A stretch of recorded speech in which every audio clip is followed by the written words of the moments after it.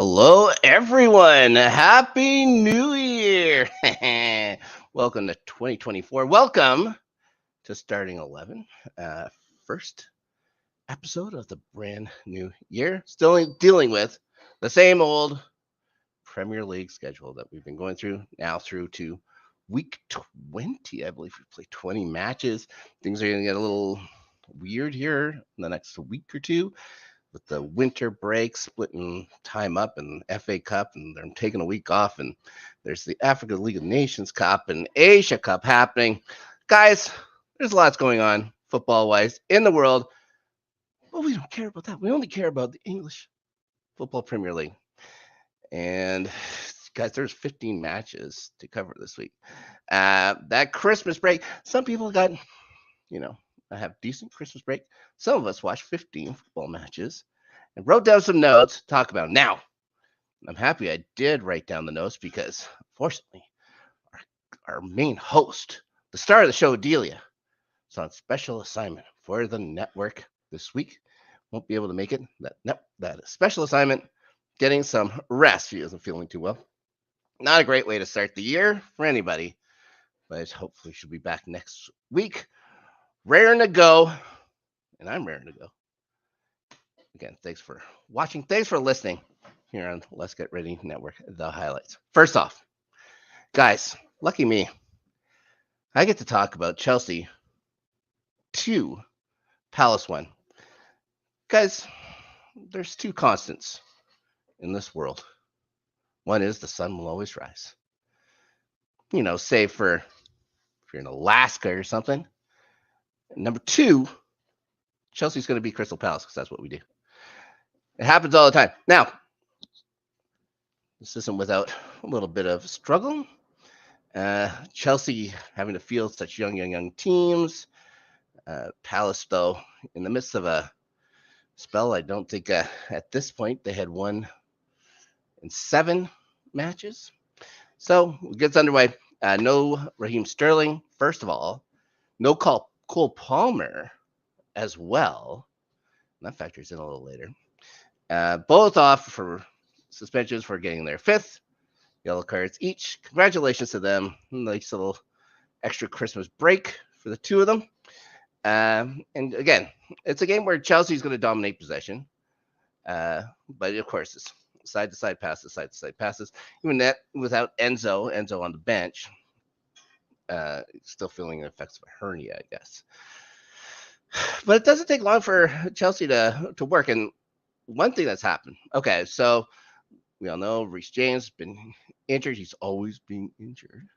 But we got this kid, Malo Gusto. And this little French guy is doing so well for us and had the game of his Chelsea career so far, I would say. And it starts with a brilliant little setup here, running through Crystal Palace defense. Quick pass to Christopher Nkunku. Gets the ball back from him and then feeds Misha Mudryk. Scores the goal. Didn't have much trouble with the shot. It was nice and open. It was a really great run by Gusto. 13 minutes in, Chelsea have the lead.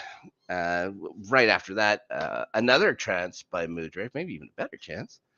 But a real good save by Dean Henderson. Now, Crystal Palace was very physical in this match. I think the type of physical that you should be. They weren't going over the line. They weren't studs up, but they were like Chelsea felt tackles, and it pays off for them right at the end of the half. Chris Richards, who's a hard sliding tackle, wins the ball cleanly, no problem with it. Sends Ian Matson flying, which again, I was like, what? I was like, okay, I don't have a problem with that. Refs didn't have any problem with it. Gets it to Jordan Ayew. And of course, gets the ball over to Michael Olise, the man who was almost a Chelsea player. And he finishes. It's a nice goal to finish the half. Second half, each team having chances. Nicholas Jackson, misses a quality chance that I would think that 80% of all footballers would finish, but he misses. He did score a goal, but he was offside. It's not the worst week that Nicholas Jackson had, and of course, good luck to him because now he's off for the Africa League of Nations Cup, representing Senegal, I believe. Hope he gets his game together then, gets confidence built back up. Again, I'm so hard on this guy, but he has 7 goals, and he's so young. Everybody's so young, but I guess it does get frustrating after a while. You want to see results too quick, I guess. As a Chelsea fan, you just want it too quick. But anyways, this game comes down to the 85th minute, and scramble in the box. Noni Madueke gets the ball, and Eze goes to play it, misses the ball by a mile, clubs Madueke. You can see in the replay his leg just bowing. Michael Salisbury, the ref, of course, taking the coward's route, has VAR deal with it. Of course, they tell him to look at it. It's an obvious penalty. It still takes a while for the decision. I don't know what else he was looking at. It was clearly in the box. As a clearly missed, he obviously stopped a scoring chance. I don't know what it takes these days. Anyways, a little confusion. Who's going to take the shot? Most of their penalty kickers aren't on the pitch. Madueke steps up, take his own penalty, and nicely just kind of outweights Henderson, puts it into the side that Henderson vacates to go up 2-1. Big game for Chelsea. They needed to win. They need the points right now. They're in a stretch right now where they're facing teams below them. I think the only real test they have in the next few weeks is a match against Liverpool. Of course, they were robbed earlier this year against Liverpool, but they'll get their chance. But it's at Anfield, I believe, and we just don't win at Anfield. Jordi Petrovic, fantastic game for Chelsea. Gusto, fantastic game. Oh, also congratulations, Petrovic. He and his wife having their first child sometime here in 2024. Congratulations to them. Congratulations to you for watching Starting 11. First, before we go on, we'll let my Alabamian buddy, one that doesn't cheer for a certain college football club that may or may not have been bounced for college football playoffs. Anyways, Justin is going to talk to you about our Patreon. Hey guys, it's Justin, aka Hambone, just here to let you know a couple of things that we have going on with the channel. One, we have a Patreon. If you can and want to support us, you can do that. As little as $1. You can join the Discord. We also have a merch store where you can get some cool shirts, mugs, and stuff with all of our different shows and labels on there. And thank you for all of our supporters that have already been there with us. Guys, that Discord is worth it just to hear Justin's baritone voice soothe you into warm sense satisfaction. Anyways, back to the Premier League. We're going to go on. Brentford and Wolves, and the Bees are in real trouble. They are a sinking ship over there. It starts off 2 goals, like seconds apart from Wolves. Really nice header by Lamina. And then from the kickoff, Nathan Collins, and remember that name, Nathan Collins, softly passing back to Mark Flecken, the keeper, very softly. For some reason, Flecken hesitates. One person who doesn't, Wang Hee-chan, takes it, goes around the keeper, gently rolls it into the net, making no mistake, 2-0 lead. Wissa comes back for Brentford. A minute later, scores. Of course, Hee-chan gone. He's going to be playing in the Asian Cup. Wissa gone. Wolves are going to be able to, I think, handle Wang Hee-chan's absence much better than the Bees. The Bees are going to need everybody, and I'll talk about that in a little bit. Hee-chan scores his 10th of the season a little later on, 12 minutes later. Some really slick dribbling skills. And in the second half, Nathan Cullen does it again. A soft pass.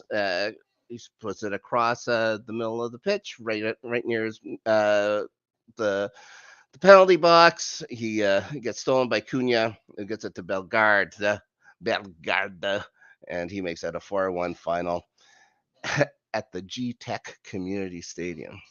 Hard to be proud of a place called G-Tech Community Stadium. Yes, we'll talk more Brentford, more Wolves later. Because guys, they've each played. Everybody plays lots this week. We'll get to them in a bit. Let's go to another team that has not fared well as of late, as they had such a really great November and early December and stuff like that. But as of late, Everton has not looked the same. Maybe coming back to earth, guys. And they go up 1-0 early through Jack Harrison. But it's 3 second-half goals from Phil Foden, Julian Alvarez from the spot, and some people were a little worried about the handball call. His arm's out, guys. Hits him in the arm first, hits the body. It's an easy call. Bernardo Silva as well. City gets 3 points. Everton nice and close to that relegation zone again. Of course, the 10 points are taken away from them. Would have what is factoring into this, but there may be some other penalties coming as well. Hopefully it'll just be financial. Actually, I don't know if it's hopeful. They're in trouble because of their financials, so we'll see. Anyways, we're gonna go on to Arsenal and West Ham. Guys, you just can't have your arm up like this when you're sliding. That's it. There's gonna be a call later on. Actually happened. There's one today that happened in a match that I'll talk about, because I have to at the end of the episode. Guy's arm's fully on the ground, so when it hits his arm, it's like, well, what do you want to do? Never mind. It's fine. Now, VAR. I don't know if VAR is really to blame for this. I don't know if the referee was really to blame for this. But Arsenal lose 2-0. Now, problem being is that when Souček scores to open the scoring in 13th minute, Jared Bowen plays the ball, and the ball could be considered out. Maybe was out. And this is happening again. Of course, this happened to Arsenal against Newcastle. This one's pretty close. Now, they try and show the lines, but the line they show, and I don't know why there's only lines from one side of the pitch. I don't know why you don't go up both sides. I don't know why you don't have one just at the goalpost to make it easier. There's things you can do to make it easier on yourselves, guys. I guess the Premier League likes people talking about their officiating, so they keep at it. Anyways, Bowen, when he clears the ball back up to Souček, looks like the ball's out, but there's nothing conclusive. Bowen is standing in the way. It was ruled good on the pitch. There's no way you could overrule it. I didn't see anything that said it was out, like that showed me it was out convincingly. Of course, I'm not an Arsenal fan. I'm sure if Adelia was here, she would have a much better argument for it than I can give for it. I just figure, everybody stop. Got to keep going until you hear that whistle. Keep going. Anyway, Souček scores, and second half, and Arsenal, for all the talent they have, and they have a lot of talent, and guys like Saka, so good. Martinelli, we've talked about on the show before as well, and Kedia. If guys that can score, Kai Havertz can when he's involved, can score. But where are these guys scoring now? These guys are getting. I don't think they're getting paid chump change. I think they're getting paid pretty good money. But it's the same deal where Arsenal is rockets out. Are they going to bottle this again? Now they're not in a bad position. We'll talk about where they are in the league table. They're not in a bad position, and everybody at the top of the standings this year has had a wobble. Everybody's had a wobble, so I'm pretty sure that we're going to see everything kind of settle down. We'll see where the soot lands. See where everybody kind of shakes out. Anyways, West Ham's second goal. Nice header from Constantino Mavropanos. Finds space between Gabriel and Gabby Jesus. And I think that Arteta wasn't very happy with that because, there was just no marking him at all. He's a big guy. So there's that. And it's hard. It's tough when the former player goes up and scores against you. But Gabriel should have been better. Gabby Jesus, he's not paid, to necessarily defend that. But a nice little run in. There's not much you could do. Guys, Alphonse Areola is a very good keeper for West Ham. And we'll more talk about him a little later. And quick, David Raya does stop a Benrahma penalty in extra time for as much as that was worth. I guess it looks good on a resume or whatever. It shows that he can be a good keeper. But yeah, he can't go and score goals. Somebody has to score the goals, guys. Somebody has to score goals for Arsenal. They got to get it together. Speaking of goals, we got goals aplenty here. Brighton, surprisingly, I'd say, beat Spurs 4-2. Going up 4-0. Jack Hinchelwood crushing a shot under the bar. Starts scoring for Brighton. Kulusevski grabs Danny Welbeck's shirt in the box to bring him down. Of course, it's VAR getting involved. Penalty awarded, obviously. If you pull and you hold on to it, that's the problem. If you give him a tug, I'm sure it would have been fine. I'm sure he wouldn't have fell. But he's going to feel the tug on his shirt. Of course he's going to drop. They all drop. But not everybody drops like a Liverpool player, but they all drop eventually. João Pedro takes it. Scores. Second half. 2 Richarlison goals ruled offside. He just couldn't stay on. Stupignon sends a left-footed missile into the far top corner from well out to make it 3-0 too. It was a fantastic goal. 10 minutes later, it's Evan Ferguson, the young Irish lad, is taken down from behind by Lo Celso in the box. It's another penalty for João Pedro, another goal for João Pedro. They coast from there, though. They gonna go 3/4 speed. I'll talk about another team that does that a little later. But Valise and Ben Davies both score for Spurs late. It just makes the game a little more attractive looking. I don't think anybody was ever really in any danger. Spurs now, their 3-game win streak over. And Brighton, 3-game winless streak over. Ferris says that Diogo Jota is a disgrace. Boy, is he? I'll agree 100%. And I'm going to talk about that match a little later. John Terry gets into it. So, John Terry says something about it. It's good. Now, moving on from there. Once again, Chelsea's playing because it's a magical holiday week where Chelsea has to play twice in a matter of 2 days or 3 days, whatever it is. I think they play Wednesday. They play Saturday. Chelsea gets Cole Palmer back from suspension. And thank goodness for that because he was fantastic. He made sure everybody know he was back. Sterling was back as well. Raheem Sterling is good to go for this game, but never sees the pitch.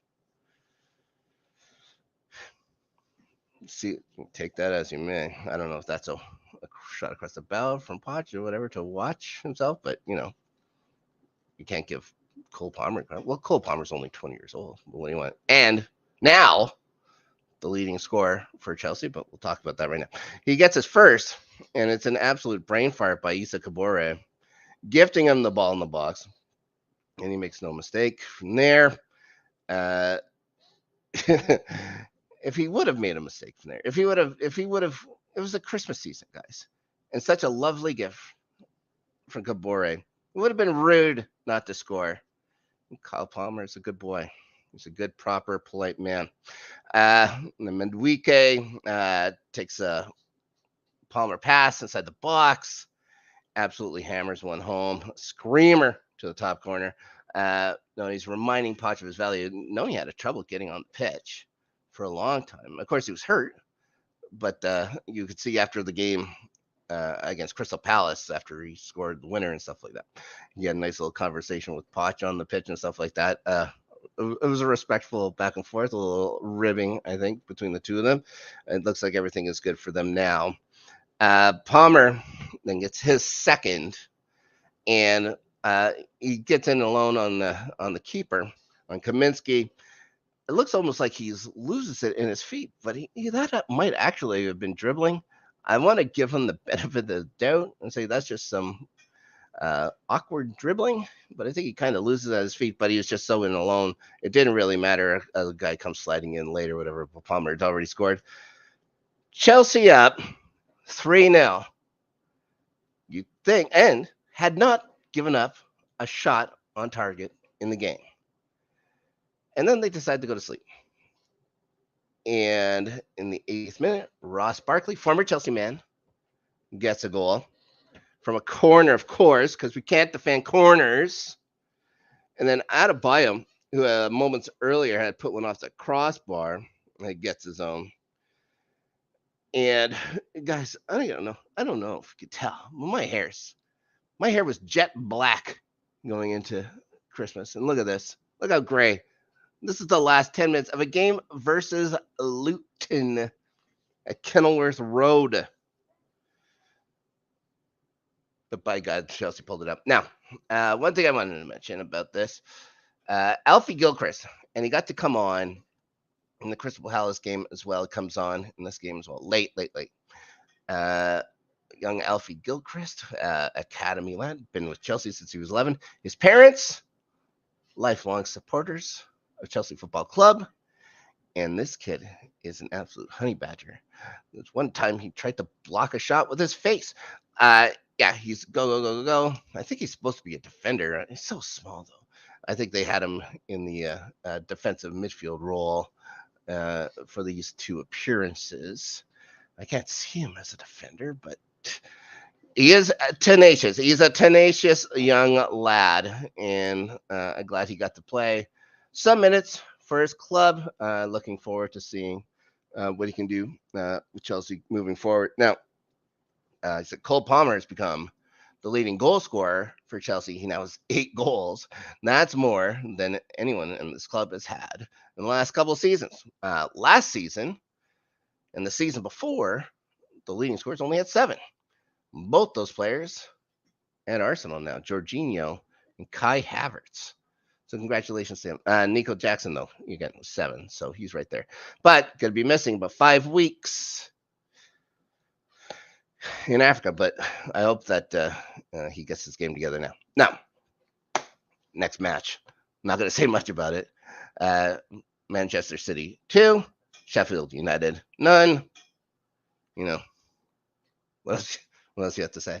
Was anyone shocked that the reigning champions of Europe, champions of the world, beat lowly Sheffield United? Maybe that they only got 2 goals against them, but they haven't played much better since Chris Wilder has taken over as the gaffer for Sheffield. But it's Rodri and Julian Alvarez with the goals. Now, City move up to 3rd, depending on what happens in the Arsenal match. Was that New Year? Was it New Year's Day? New Year's Eve? That was New Year's Eve, that game. Anyways, let's move on. Palace and Brentford in a London derby that I guess they care about. Nobody else does. But Palace wins this one 3-1. Pretty crucial win, I'll say, for Roy Hodgson and his side. They hadn't been looking good. It was an 8-game winless run. Of course, it didn't start out well for them. Keane Lewis Potter put the Bees up 90 seconds into the match. It was a really terrific play. It started from a backheel pass by Matthias Jensen to Mads Roerslev. Crossed it to him. But from there, when you're saying Palace these days, you're saying Michael Elise. He gets it back in the 14th minute, getting onto a perfect, like him and Jordan Ayew linking up. How this team should be better. They should have more points. Not against Chelsea, so it doesn't happen. But they should be getting more results. I think this may have been the first win since Olise's come back into the squad from injury, and we talk about him every week. All he does is score. But talking about scoring, a man that had not in quite some time, Abreki Eze, he scores his third of the year, make it 2-1. We had talked about this before, as he needs to get going. He had a very good match, but it was against Brentford. We're going to talk about that a little bit in a little bit. Lone second half goal comes once again, Michael Olise, of course. It's a goal that Thomas Frank probably see in his nightmares. He just goes through 3 defenders and just a casual looking boot, and it beats Mark Flecken. I guess if only Brentford had a goalie out on loan that could have recalled, but I guess they screwed that up. I can't remember where he went. Arsenal. Anyways, let's talk. I don't know if we've talked about Thomas Frank's job, but they are in big trouble. I believe Brentford now in 16th spot in the table. And with the January window now open, and a certain striker is allowed to come back onto the team, I believe, for their next match, which I don't think is until the 21st. Let's just check. I don't think Brentford plays this coming week. Oh, yes. Right, they don't play until they play Forest on the 20th. Now, they can't sell Ivan Toney now, can they? If they want to keep Thomas Frank in Brentford, if they want to, Brentford now just 4 points clear of Luton in 16th spot. This is they're in a position now where I don't think it's possible they get relegated. It's possible Everton might get some points back. I don't see it. But I think Everton overall has been playing better. Maybe not in the last couple of weeks, but it has been playing better than the Bees. Luton has been playing well. So you're in a spot now. Brentford, Forest looks better. So if they make the move, of course, I don't see why they would in midseason. I'll never see it unless, they're in real trouble. But who do they go for? Steve Cooper? Do they go somewhere else in there? Who wants to go for Brentford? Of course, they've got big rich American owner now. So who knows? They may be able to figure something out, but I don't see a way they can get away with selling Ivan Toney. Not until the summer. They gotta have all hands on deck. And they got to look for a better goalkeeper because, God bless you, Flecken, but you're not it. Now, we're going to move on for Wolves. Everton, Wolves having no problem with them. And it's the third win in a row for them. And they're looking in fine form. Here's the deal. I guess Everton found out that if you don't get a shot on target, it's difficult to score. It makes it highly unlikely you're going to score if you can't get a shot on target, and they don't. For Wolves, it's Max Kilman getting the first from a scramble in front. Then Cunha finishes a really nice passing play from Sarabia to Wang Hee-chan. Of course, he's gone now too. To him on the far side of the net. And then Craig Dawson deflects a Cunha shot in to make it 3-0. Again, it wouldn't happen without a fantastic play by Ryan Ait-Nouri in the build-up terrific play. Wolves are up to 11th point now, or 11th place now. They're only trailing Chelsea by goal differential, like 4 goals in the differential. So, what a turnaround for Wolves! And just imagine if they had gotten any breaks this year at all. If that penalty that should have been called first day against Onana actually counted, they get a kick there. That's another point. Now they're 10th in the table. And how they just signed their manager days, or they sacked their manager days before, or signed their manager days before the season starts.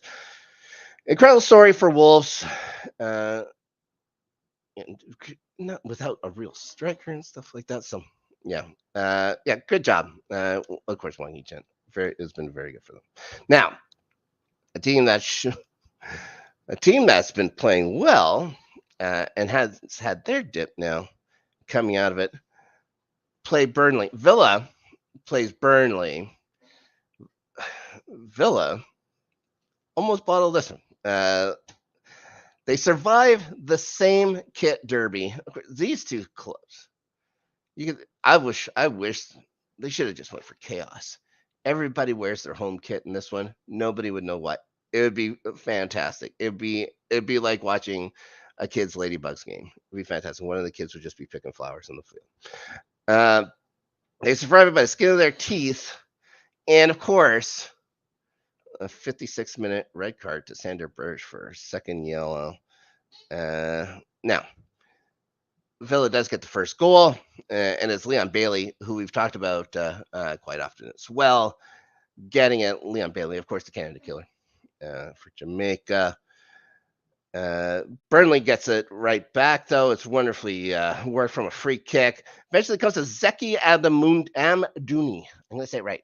Zeki Amdouni. Finished it. Villa regains the lead. It's Ollie Watkins finding Moussa Diaby in front. But then Burgess is sent off. And Lyle Foster, who had a goal called back earlier for offside, managed to stay on and convert a really cheeky flicked header. Who did it? Johan Gudmundsson. I think that's right. Ties the game up at 2. An unlikely game tied at 2. But, of course, it wouldn't be a good Premier League match, without the referees sticking their nose in it. And in the 86th minute, Stuart Atwell believes that the absolute most minimal contact from Aaron Ramsey on John Duran is worthy of a spot kick. If you'll watch it, you tell me. I think it's ridiculous. It was a ridiculous call. It really was, and it's a poor way to end it. Douglas Luiz puts it in off the crossbar. It almost looked like it hit Trafford on the way back or whatever, but it actually just spins in. It's a sad way to end it. Villa's up now to second, depending on what Arsenal's match ended up with. Burnley only 11 points. I think they kind of got jobbed out of a point this time. It's not the worst penalty calls of the week. I'll say that. Now, we're going to move to an historic match at the City Ground. Forest taking on Manchester United. Forest haven't beat United in 28 years and haven't won against them at home in 32. Now, the first half happened. There really wasn't much to say about the first half at all. Rather bland. Not the worst yet to come. But second half, it became really chippy, really feisty. Morgan Gibbs-White, Diego Dallo, Rafael Varane, they all get yellows within moments of each other. And it's the home side, Forest scoring first. Nicholas Dominguez taking advantage of a poorly spaced United backline. And when I say poorly spaced, 2 guys near the post, 2 guys up in a parallelogram from them, and a great big open space around it. and he puts a Montiel pass behind Onana. But, guys, the holidays are the season of giving. So, Matt Turner remembers that. So he decides to give a clearance straight to Garnacho, who runs it into the box, who passes to a wide open Marcus Rashford, who ties the game at 1. This is, Santa Turner, I suppose. Not a smart play. I have no idea who he's passing to. It just goes straight up. There's nobody around. There was no one around. There was nobody running to it. He just put it into a spot. All right. I guess he just said, didn't think that anybody else needed to get in on this. Nobody else wanted to play. Nobody else wanted to care. But to be fair, it's not like United was doing much before that. So I could understand. I could get lulled to sleep a little bit, but he would make amends. With a really nice stuff on Christian Eriksen with his hand leads to what Forest do best. Now, I say Forest do best. They do 2 things. First is this, and that score on a counterattack. Anthony Elanga finding Morgan Gibbs-White in the D, and he strikes it really well for the game winner. So yeah, I said Forest do 2 things well. Score on the counterattack, and they win at home. They did them both here. Now, Nuno has them looking a little better. And that first match, of course, he only had a couple of days with the squad. May not have been terrific, but have looked progressively better since. Better than with Steve Cooper. So I guess it's just what the players went. But who knows? Who knows what the problem with Steve Cooper was? Again, Forest weren't going to get relegated. I don't know why they had to make the change, but they did, and I guess they're happy with Nuno, and they're starting to see results. So there you have it. Of course, everybody knows more than me. Somehow United is still in 7th spot in the table at this time. Unbelievable. Now, we move on. Spurs, Bournemouth, and Tottenham bouncing back in a big way. Bournemouth had won its last 4 straight, so there were no slouch. They had been in pretty good form going into this. But Spurs get on the board first, and it's from a giveaway, and Pape Sarr gets his second of the campaign. Son gets a second. He times his run real nice from a pass from Lo Celso, puts it in the far side. The third, Brennan Johnson on the wing, and he puts it directly to Richarlison's boot. He couldn't have missed this thing if he was Nicholas Jackson. Fantastic pass from Brennan Johnson, who, he may be a Spur, but God darn, do I ever, I appreciate Brennan Johnson. I don't know what it is. I liked him at Forest too. He's like the one Spur. There's got to be one person you can't hate on every team, right? And I just can't hate that guy. Alex Scott gets the goal for Bournemouth. Laid his first Premier League goal. So we get another first timer club. Congratulations to Alex Scott. It's from a Marcus Tavernier pass. Dom Solanke, I want to talk about him real quick. Now, there's a couple of times he went down in the first half, and he was limping. He didn't look comfortable all game. He finished the game. But, he was I don't think he had anywhere near the same kind of presence. Maybe he shouldn't have played the whole game. Maybe they had somebody else there. But Dom Solanke, of course, such a huge part of Bournemouth's team. And now that it's January, all kinds of rumors going around about him going back to his academy club. I can't see Bournemouth giving up Dom Solanke. Not in this one, not in the January window for sure. With Chelsea take him, that's another thing. They're going to spend money if they have to sell Conor Gallagher to finance guys like Caicedo and Enzo. Be distressing to me, to say the least. Now, what else should be distressing to our friends Adelia and Ferris is that Arsenal lose again this week. Second time this week. And this time to Fulham at Craven Cottage. This is something, guys, that doesn't happen. I'm going to talk about it a little later on. They go ahead early. Martinelli shot saved by Jose Sabat. Rebound goes to Bukayo Saka. Somehow he's onside. And he didn't really hit it very well, but it goes in. All counts. Is that it counts? But yeah, it was close. I'll say the offside call was close, but Arsenal is maybe deserved a break here. They've had a bunch of tight calls go against them. Fulham levels it back in the 28th minute. Willian back, and boy, does he make them look better. Even at 35 years of age, just his speed on the wing, his ability to stretch out the field from them to play wider, not so narrow.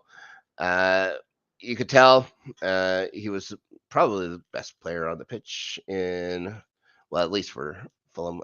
Arsenal plays well. They're just not getting. They're just not getting any finishing. That's all. Anyways, this time he runs up, finds Tom Kearney, who passes across the line to Raul Jimenez. I don't know how it makes it across, but it does. He knocks it home to tie it, and the winning goal comes from a Willian corner. Again, I think they've been missing.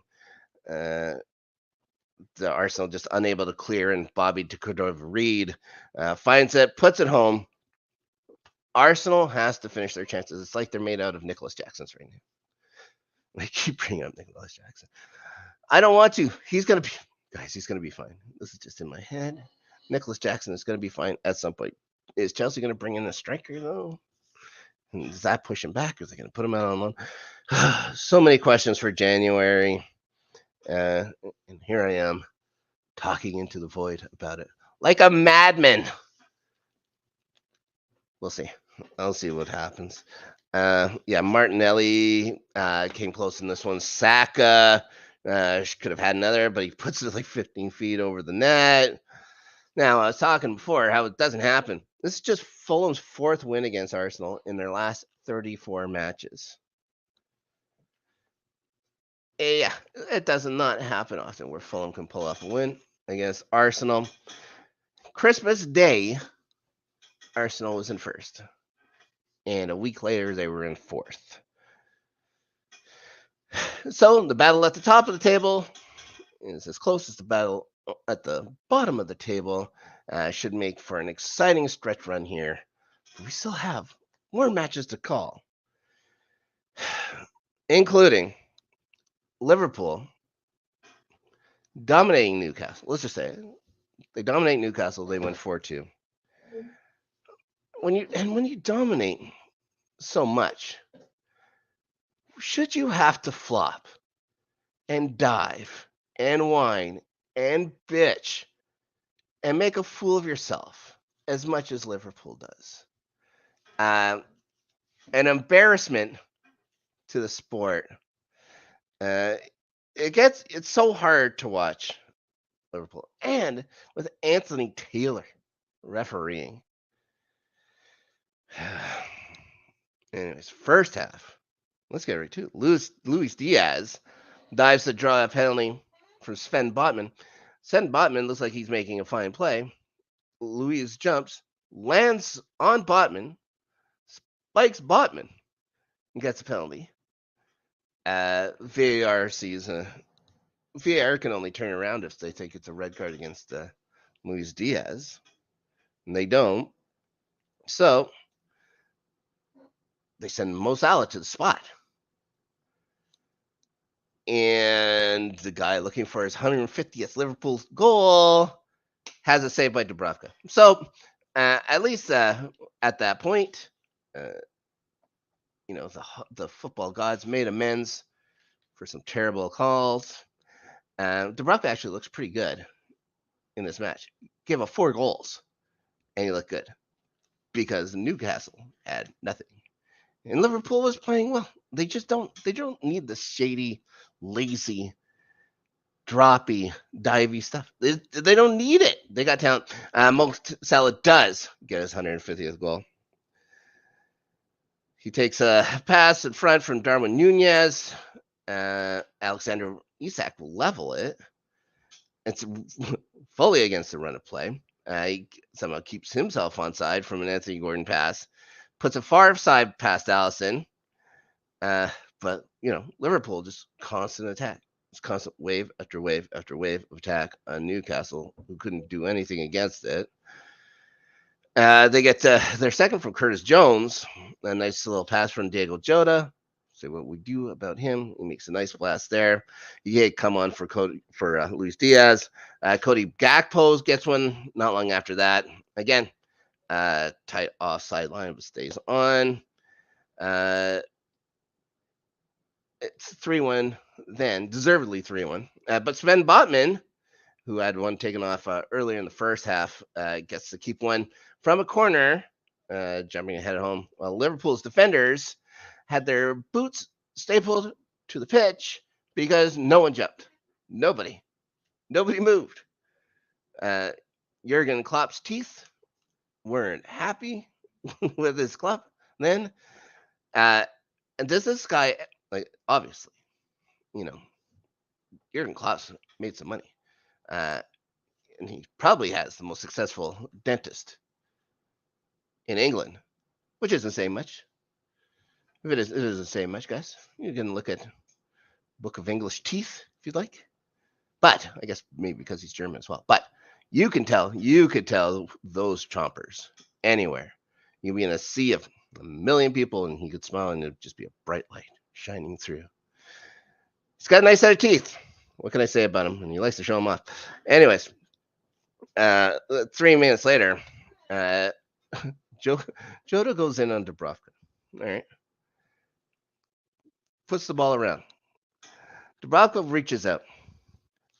I don't see a replay that shows him touching him. If he touches him, he barely touches him. Jota takes another step and decides to dive. Mind you, if he stays on his feet, he just takes the ball and goes in. There was nobody else. He could have just made an easy play. But it's Liverpool. I think they're just coached to go down. It doesn't matter to them. What matters is getting spot kicks for some reason. I don't know. I don't know if they thought, we're going to be missing Mo Salah for 5 weeks. He goes play with Egypt from the African Cup. Maybe we'll give him another crack at a spot, and they do, and he does get it. It is not a huge surprise this time. He wasn't going to miss it twice. But come on, just go. There's no reason for this. And the answer is simple. We know it's a dive. Everybody knows watching it is a dive. Just give a retroactive yellow. You got to do something to stop this. It's an embarrassment, guys. You can't say, this is fine. This is the way football should be. It's not. You have the ability to stop it. So stop it. Ridiculous. Anyways, Liverpool had 15 shots on target in this match. 34 attempts on target. It was never supposed to be close. I think the fact that Newcastle had 2 goals just talks about Liverpool's wonky back line. Even though they have Virgil van Dijk, and everyone says how great he is. And our little friend Trent Alexander-Arnold, who isn't a defender, guys, but has to play back there all the time. Liverpool on top of the table. I think they're just a paper holder. We said the same thing about Tottenham, and we were right.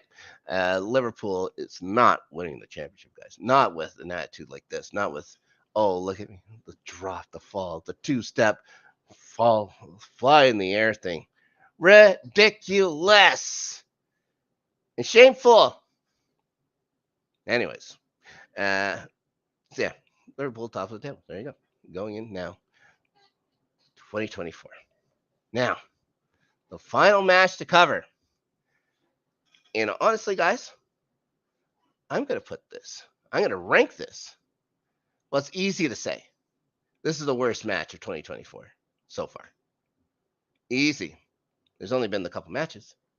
But this may be the worst match of the Premier League season so far as well. West Ham, 0. Brentford, 0. You know, you cover 50 matches in a week. It's bound to be a stinker. And boy, this one stunk. Only the 5th 0-0 draw of the season. Usually, in a 0-0 draw, you'll have action sometimes at both ends. Some nice attempts. I think West Ham in the second half was in the final third once. They didn't care. Now, of course, Mohamed Kudus is gone. He will be gone for 5 weeks, but they attempted nothing. They still had Jared Bowen. They have players, but they just didn't use them. Like, there's players there. They did nothing. This isn't a mighty defensive powerhouse in Brighton. This is Brighton's first clean sheet of the year. This is the 20th match. It's their first clean sheet in their last 24 Premier League matches. It's just something that hasn't. So congrats, Jason Steele. You got a clean sheet. Maybe the easiest clean sheet of the entire year. Brighton had more chances, but Brighton taking their chances. Okay. Talked again. Alphonse Ariel, a very good goalkeeper. It makes him look a lot better when the shots you're giving him look like those little underhand throws that a dad will give to his 4-year-old son. Say, good job, buddy. You got it. You got it. Like João Pedro works his way. Really nice footwork from João Pedro. Find a spot, delivers the shot on it, right in the stomach, easily. I don't even think it winded him, just kind of grabs it, no problem. Pascal Gross had a chance in the first half. A header comes in, again, right at him. Another chance in the second half. There's a save by Areola. Motor late gets a chance with a wide open net from the top of the 5-yard mark and just puts it 15 feet over the net again. Nowhere close. These teams, what are these teams now? They're now 6th and 7th in the table. This is football at its worst. Shame on you. Shame on all you for making me watch that on a Tuesday afternoon. I could have been having a nap. I'm old, guys. I need my naps. And they robbed me of it. How dare they? Shame on you. Kudu's going to be a big loss for West Ham, obviously. Matoma going to be missing from Brighton. Big loss. There's some teams that are going to be really missing players over the next 5 weeks. It'll be interesting to see how this plays out. Now, next week, there's no matches for FA Cup play. And after that is their winter break. Now, winter break is something they agreed to in 2018. I believe they'd done it once. I believe it was the 1920 season, maybe 2021. They did it once, and they brought it back again. So what it is every team, because it's the wintertime, it's about halfway through the season now, needs to have a 10-day break in between games, in between Premier League games, I guess, or whatever. So what they've done is they've scheduled 5 matches for the weekend of the 13th. So the 13th, the 14th, the Monday, the 15th. And then the next 5 matches constituting week 21 will be played the following week. So if your team doesn't play next week, they will play the week after. If they play this week, they get the weekend off. One of those teams is going to be Chelsea playing this week. We'll talk about those now. Now, Adelia and I do our predictions every week. The week before, this guy gave himself a Christmas present by winning the week finally. It hasn't happened often this year. And saying that, Adelia beat the hell out of me this week, I believe. The final score was like 8-4 or something like that. Guys, it just means watch your draws. Watch your draws when I'm doing this. Anyways, I'll never learn. I'll never learn in a million years. Only 5 matches this week. So there's a chance we could go perfect this week. There will be a chance for maybe one of us. We'll see. First match. Stamford Bridge. And I'd like to remind people that although the Fulham Football Club is coming there, there's only one team at Fulham. It's Chelsea Football Club. Chelsea should win this match. Adelia agrees. Chelsea and Chelsea. Next match. There's only 2 matches on the Saturday. It's a huge relief for me after this last couple weeks. Newcastle, Man City. It's at St. James Park, but Man City should win. Newcastle, not in the finest form right now, and City is getting back to it. And they're doing it without Erling Haaland. Erling Haaland hasn't played. So they're going to get him back at some point. So, yeah, you can't discount these guys, and they're rising up in the ladder again. Now, next match, Everton, Villa. Of course, everybody's going to get another go around at Goodison Park. They're going to keep playing at Old Goodison Park next year. So it's not a big deal. But Everton, of course, after that nice stretch of good football, I've seen a letdown the last few matches. Villa had a letdown as well, but managed to squeak one past Burnley. But I think they should win this match on the road. And so does Adelia. We both pick Villa, so we're both the same so far. United, Tottenham. In a match that has to happen, I guess. In a match I'm going to have to watch. I'm not a fan of either team. If I could vote somehow that they both lose this match, I'd be much happier. Of course, can't happen. Adelia has picked Spurs to win at Old Trafford. I've picked Spurs to win at Old Trafford as well. Offensively, even without Son, I think they should be able to exploit that hollow midfield. Manchester can't trust their backline either, and their goalkeeper is chaos. So Spurs win. Should keep them up near the top of the table again. Now, an important match at the bottom of the table. Now, there's a chance if Everton loses against Villa,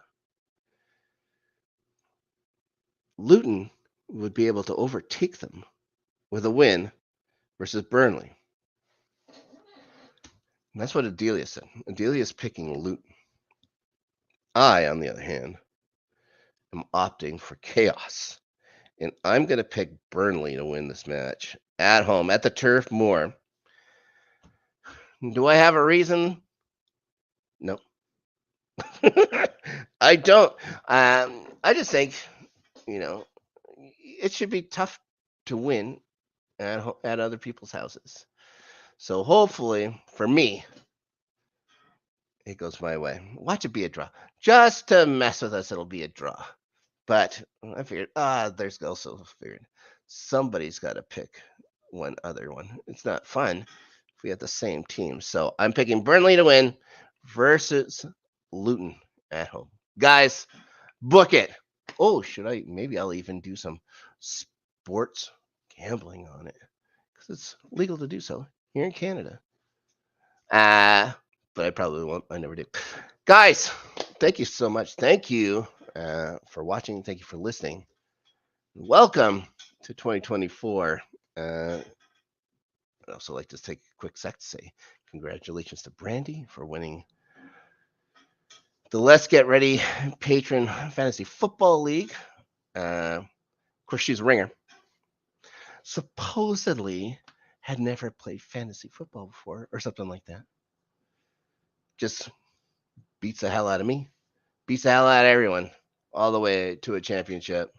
Lightning in a bottle for Brandy. Congratulations to her, and congratulations for Adelia for being runner-up. I was there when she picked her first ever team last year, so she's already made a final. So maybe she'll quickly become the greatest fantasy football league player of all time. Only time will tell. Only time will tell. Guys, what else do we have going on here on the network? The Rewatchers Council, the Buffy the Vampire Slayer full every episode rewatch. Thursdays on the channel. We just took a little holiday break. We'll be back very soon. The Puppy Show, the next episode we're doing, one of my favorites from season 1. Of course, I say that about every episode, but it's always true. Guys, also weekends here on the Let's Get Ready Network on the entertainment channel. I should say the flagship channel. LGRN after Snark. We also took a little break through the holidays. We'll be coming back soon to either annoy or entertain you. Weekends here on the channel. What else? Don't forget Adelia and Ferris's Open Table Fridays on the network as well. Guys, there's lots of stuff going on the Highlights channel too. Good Friends, Better Rivals with Ferris, Caleb, betting the NFL. Lots of stuff to watch. The Schmodown Retro Rewind show that they've been talking about, Josh and Adelia as well. Lots to see, lots to do here on Let's Get Ready Network in 2024. Will we be doing more? Who knows? I really don't know. Maybe. There's a good chance. There's a good chance we will be. Anyways, guys, it's been my pleasure talking to you all in the last hour. I hope everybody has a safe and happy 2024, and we will see you or talk to you next time.